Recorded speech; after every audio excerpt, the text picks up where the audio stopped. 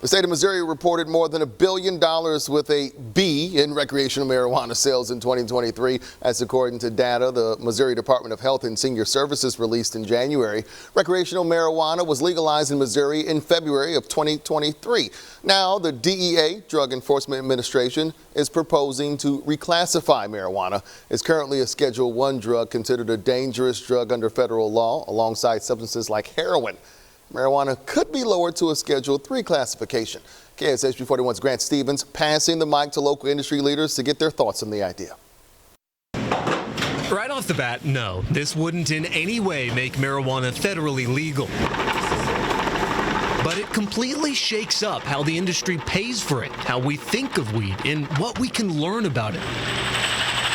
Franklin's and their CEO, Mike Wilson, moves a lot of green across Missouri. We're the #1 blunt manufacturer in the state. But it also costs them a lot of green. Attorney at Kenny Hertz Perry Law, Peter Andrione, explains the federal tax burden on the industry because weed is Schedule I. They are disallowed from deducting normal business expenses. You're talking about hundreds of thousands of dollars a small company would be paying in tax bills under the current environment. Moving to Schedule III would eliminate that burden. It also eliminates decades of stigma. Just how much permission that gives everybody that was sitting on the fence before. There's a whole generation of people that just won't consume it until it's federally legal, and in their mind this was the first step towards that. It wouldn't just change what we think of it, it changed what we know. One of the big things that it does is it opens up research opportunities.